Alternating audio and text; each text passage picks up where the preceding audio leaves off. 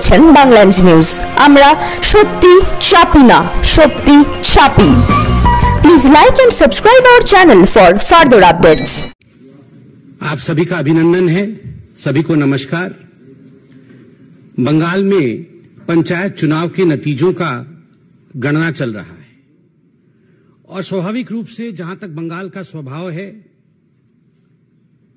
हम जानते हैं कि कहा जाता था कि what Bengal thinks today India thinks tomorrow. जिस भूमि से कभी वंदे मातरम के शब्द उपजे थे, आज बड़े दुख के साथ कहना पड़ रहा है कि आज उसी भूमि में थैंक्स टू टीएमसी जिस प्रकार की हिंसा हो रही है वो अपने आप में अप्रत्याशित है।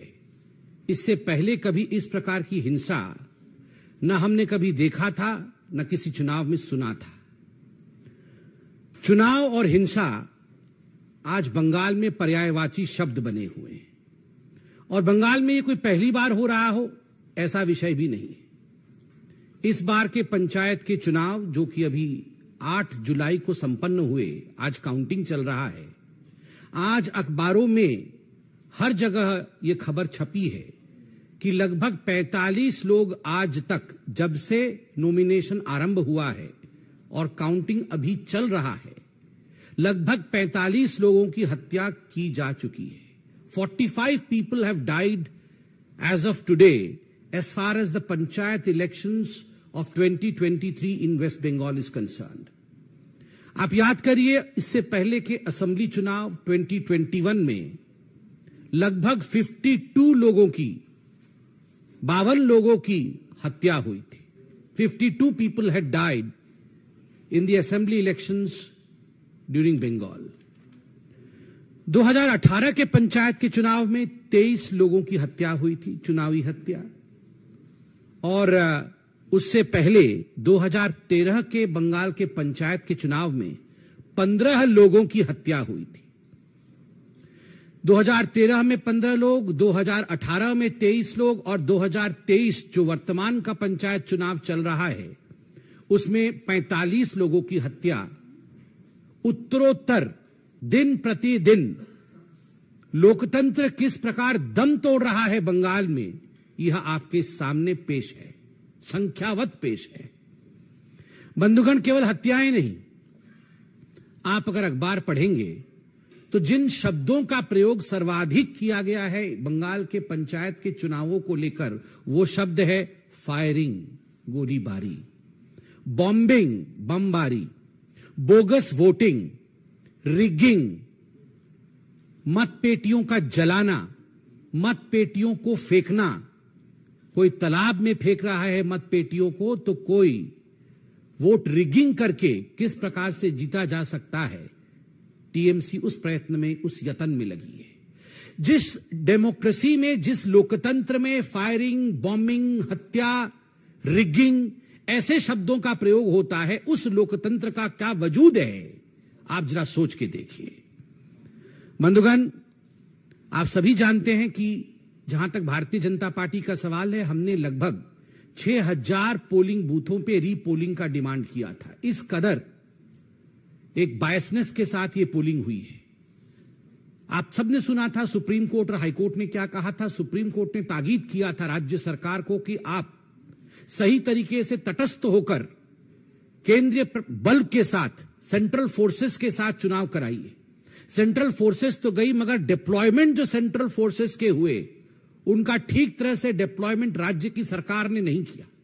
जो सेंसिटिव बूथ होती है उनकी संख्या छुपाई गई, सेंसिटिव बूथ का डाटा दिया नहीं गया। सेंट्रल फोर्सेस के होने के बावजूद 45 लोगों की हत्या, यह दिखाता है कि राज्य सरकार किस प्रकार से एक प्रायोजित रूप से इन हत्याओं को अंजाम दे रही थी। यह एक स्टेट स्पॉन्सर्ड मर्डर है। ये जितने लोग मारे गए हैं यह प्रायोजित है। This is not accidental, this is state sponsored murder of democracy in West Bengal. और केवल राजनीतिक पार्टी ही स्पॉन्सर कर रही है ऐसा नहीं है। इंस्टीट्यूशनलाइजेशन, संस्थागत मर्डर है, अर्थात इसमें पुलिस प्रशासन से लेकर जो डिस्ट्रिक्ट अधिकारी होते हैं और जो प्रशासनिक अधिकारी होते हैं वह सब सम्मिलित हैं। एक तरह से सबके मिली भगत से ये स्टेट स्पॉन्सर्ड इंस्टीट्यूशनलाइज्ड मर्डर आज वेस्ट बंगाल में हो रहा है। आप सोच के देखिए, 21वीं शताब्दी में भारतवर्ष बैठा हुआ है। मैं भी सोशल मीडिया में हूं, आप भी सोशल मीडिया में हैं। आजकल कुछ छुपता नहीं। जब हम सोशल मीडिया और फेसबुक पे देखते हैं एक के ऊपर एक लद करके डेड बॉडियों को ट्रक से या बस से उतारा जा रहा है और स्ट्रेचर्स में डाला जा रहा है, किसी के हाथ मुड़े हुए हैं, किसी के पांव मुड़े हुए हैं, और ये किसी एक्सीडेंट का सीन नहीं, ये कोई दुर्घटना का दृश्य नहीं, ये मर्डर है, ब्लेटेंट मर्डर। दिन दहाड़े हत्या की गई है केवल इसलिए क्योंकि आप टीएमसी को वोट नहीं कर रहे। और ये कोई केवल भारतीय जनता पार्टी के कार्यकर्ताओं का मर्डर नहीं है, इसमें कांग्रेसी भी हैं, इसमें कम्युनिस्ट पार्टी के लोग भी हैं, इसमें बाकी पार्टी के लोग भी हैं, ऐसे लोग भी हैं जिनका राजनीति से कोई लेना देना नहीं है, वो केवल वोटिंग करने जा रहे हैं। ऐसे लोगों की हत्या हुई है। जब इस प्रकार का दृश्य सोशल मीडिया और फेसबुक में हम देखते हैं तो मैं कई बार सोचता हूं कि अगर यही दृश्य कोई भाजपा शासित राज्य से आ रहा होता तो हाहाकार मच गया होता। ये सारे नेता, ये जो हाथ पकड़ पकड़ के कभी बेंगलुरु में खड़े होते हैं तो कभी किसी और राज्य में खड़े होते हैं, महागठबंधन का दृश्य दिखाते हैं। कहां है वे सारे नेता? कहां है लालू प्रसाद यादव? कहां है नीतीश जी? कहां है वो मोहब्बत की दुकान खोलने वाले राहुल गांधी? कहां है ये सारे महागठबंधन के नेता? एक के मुंह से एक शब्द नहीं निकला है, एक शब्द नहीं निकला है। राहुल जी कहां है आपका? आपकी मोहब्बत की दुकान का कोई जिक्र नहीं है। आप तो पूरे हिंदुस्तान में मोहब्बत की दुकान खोलना चाहते थे। मैं बताता हूं राहुल जी, आप आज मोहब्बत की दुकान के विषय में बात इसलिए नहीं कर रहे हैं क्योंकि आपके आकांक्षाओं का मेगा मॉल खुला हुआ है। The mega mall of your ambition. You want to become the ruler of this country by hook और बाय क्रुक। कैसे भी मैं सत्तासीन हो जाऊं, मैं सत्तारूढ़ हो जाऊं, और अगर हमारे लोग हत्या कर भी रहे हैं तो कोई बात नहीं है, वहां मोहब्बत की दुकान की आवश्यकता नहीं है। ये मोहब्बत की दुकान और मोहब्बत की दुकान की फरमान ये केवल उन्हीं जगह आवश्यक है जहां मोदी जी पे और भारतीय जनता पार्टी पे प्रहार किया जा सकता है। कोई बात नहीं अगर कांग्रेस का कार्यकर्ता भी टीएमसी के लोगों द्वारा उसकी हत्या कर दी जाए और कांग्रेस के नेता खुद बंगाल में कहे कि हमारे कार्यकर्ताओं की हत्या हुई है, उस पे भी राहुल गांधी और कांग्रेस के शीर्ष नेतृत्व की चुप्पी यह दर्शाता है कि इन लोगों का एम्बिशन कितना बड़ा है। यह लोग डेमोक्रेसी की हत्या होते हुए देख सकते हैं मगर अपने एम्बिशन की हत्या होते हुए, अपनी महत्वाकांक्षा को लुटते हुए नहीं देख सकते। मां, माटी और मानुष की बात करती थी ममता बनर्जी। मां आज बिलख रही है, रो रही है, माटी आज रक्त रंजित है, मानुष की आज हत्या हो चुकी है। और ममता जी माफ करिएगा अगर मैं कहूं कि निर्मम बंदोपाध्याय जी ये सब मूक दर्शक बन के देख रही है तो ये अतिशयोक्ति नहीं होगी, ये निर्ममता है, ये ममता नहीं है। ये डायमंड हार्बर मॉडल है। डायमंड हार्बर जहां से अभिषेक बनर्जी लड़ते हैं, उनकी कॉन्स्टिट्यूएंसी है भाईपुओं की, और जिस प्रकार से वहां दादागिरी की राजनीति चल रही है, वहां counting agent Bharatiya Janata party और दूसरे पार्टी के काउंटिंग एजेंटों को छोड़ा तक नहीं जा रहा है। ये चारों ओर बंगाल में ये चल रहा है। काउंटिंग एजेंट अगर टीएमसी का नहीं है तो 2 किलोमीटर पहले उसे रोका जाता है। जिस दिन नॉमिनेशन भरने जाता है किसी और पार्टी का कार्यकर्ता, पहले उसे मारा जाता है, डराया जाता है, धमकाया जाता है। फिर भी अगर नॉमिनेशन भर देता है तो उसके लोगों की हत्या की जाती है। फिर भी अगर इलेक्शन हो जाता है तो काउंटिंग डे के दिन काउंटिंग एजेंट को वहां घुसने नहीं दिया जाता है। रिगिंग करने की कोशिश होती है, बम फेंकने की कोशिश होती है, और उसके बाद भी अगर हो जाता है तो किस कदर वहां दंगा की जाती है कि आज हेमंत बिश्व शर्मा जी ने भी ट्वीट करके बताया है कि कई हजार लोग बंगाल छोड़ के आज शरण में हैं आसाम में। यह लोकतंत्र है, यह लोकतंत्र है ममता दी। ममता जी, आपको उत्तर देना होगा, क्या यह लोकतंत्र है कि एक राज्य के लोग चुनावी गणना के दिन राज्य छोड़ करके दूसरे राज्य में वो शरण लेते हैं? और यह पहली बार नहीं हो रहा है, असेंबली के चुनाव में भी ठीक इसी प्रकार हुआ था। बांग्लार गणतंत्र रक्त स्नात, এখানে ভোট হলে মানুষের প্রাণ চলে যায়, এখানে নিয়ম কানুনের কোনো বলয় নেই। মুখ্যমন্ত্রী নির্মম বন্দ্যোপাধ্যায় ও তার পরিষদদার সরকারি আইনকে ক্ষমতা টিকে থাকার মেশিনারি বানাইছেন। আমি এই ব্যবস্থার তীব্র নিন্দা করি। भारतीय जनता पार्टी इस पूरे व्यवस्था की जिस प्रकार से हिंसा हो रही है, जिस प्रकार से लोकतंत्र की हत्या हो रही है, उसकी तीव्र निंदा करती है। धन्यवाद। कोई प्रश्न हो तो अवश्य पूछें। सर, मेरा सवाल है कि विधानसभा चुनाव के पहले से लगातार वहां हिंसा जारी है। मेरे हिसाब से कभी हिंसा वहां थमी नहीं। संविधान इस देश में उसके अंदर कुछ व्यवस्था भी है, तो आखिर क्यों केंद्र सरकार किस बात का इंतजार कर रही है? आपने खुद आंकड़ा दिया कि कितने सैकड़ों लोग मारे जा चुके हैं। देखिए, जहां तक भारतीय जनता पार्टी का विषय है, मैं उसका विषय रखता हूं। केंद्र सरकार के विषय में सरकार के प्रवक्ता अपने विषय को अवश्य रखेंगे।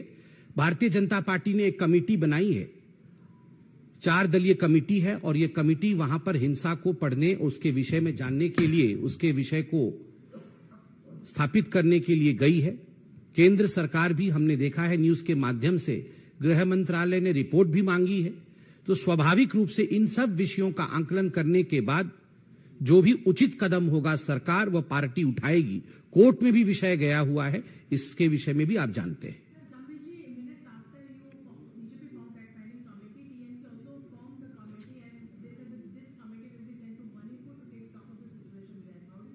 So the answer of the Bengal government is whataboutery. वहां भी हुआ है तो यहां भी होगा, क्या ये उत्तर है?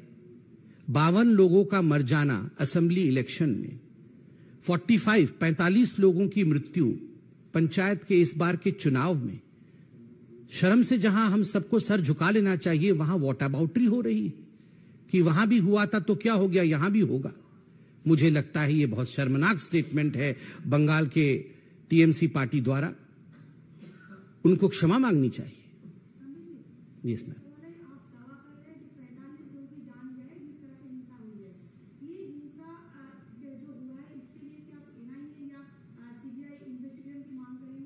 देखिए, मैं दावा नहीं कर रहा हूं कि 45 लोगों की हत्या हुई है। आज सारे अखबारों में 42+3 ये संख्या छपी है, और मैं मीडिया पे संपूर्ण विश्वास करता हूं कि जिस दिन से चुनाव घोषित हुए हैं आज तक 45 लोगों की जान गई है। मीडिया ने बहुत ही जिम्मेदारी के साथ छापा होगा, आंकड़ों के साथ छापा होगा। और जहां तक एनआईए एवं सीबीआई के जांच का विषय है, स्वाभाविक रूप से इसमें कोई दो मत नहीं है कि हमारी होम मिनिस्ट्री हो और बाकी जो पार्टियां हैं, सभी ने अपने डिमांड्स को रखा है। तथ्य के आधार पर इस विषय पर पार्टियां भी और सरकार भी आगे बढ़ेगी। सर, एक प्रश्न है, इंटरनेशनल प्रश्न है। पाकिस्तान से एक लड़की आई यहाँ इंडिया में और उसकी शादी कराई जा रही है, नोएडा में रह रही है, सीमा हैदर नाम की। अब वहाँ पे डाकू धमकी दे रहे हैं कि अगर भारत सरकार इसको वापस नहीं करती है तो हम पाकिस्तान में रहने वाले सभी हिंदुओं को प्रताड़ित करेंगे और मंदिरों पर हमला करेंगे। देखिए, मैंने इस न्यूज में इससे अनभिज्ञ हूं अभी। मुझे लगता है पूरी जानकारी के बाद ही मुझे इस पे कमेंट करना चाहिए।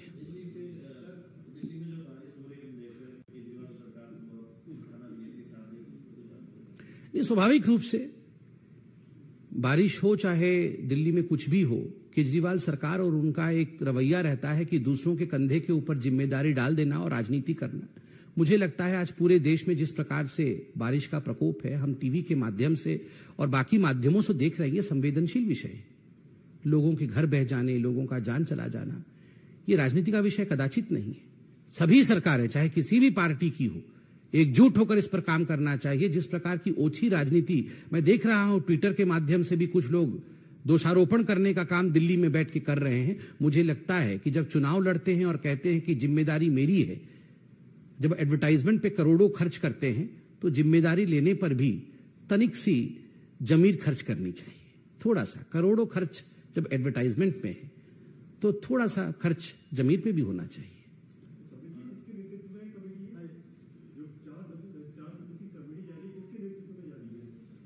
नहीं, वो कमेटी आपको पूरा पेपर दिया गया है।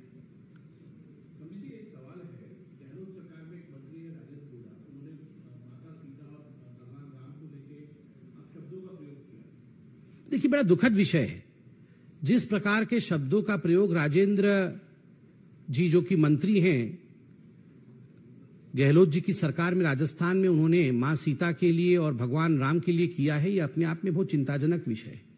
मैं तो उन शब्दों का दोबारा यहां प्रयोग नहीं कर सकता हूं, बहुत ही निंदनीय शब्द है। मगर ये कांग्रेस के लिए कोई नई बात नहीं है। जिस पार्टी की अध्यक्षा, पूर्व अध्यक्षा आदरणीय सोनिया जी का मानना है कि भगवान राम का अस्तित्व ही नहीं है, भगवान राम काल्पनिक है, और इस पे उन्होंने सुप्रीम कोर्ट में एफिडेविट दिया, तो स्वाभाविक रूप से मां सीता के विषय में इस प्रकार की अभद्र टिप्पणी करना, तो वो उनके स्वभाव में, उन्होंने अपने स्वभावगत आचरण किया है जो कि निंदनीय है। धन्यवाद।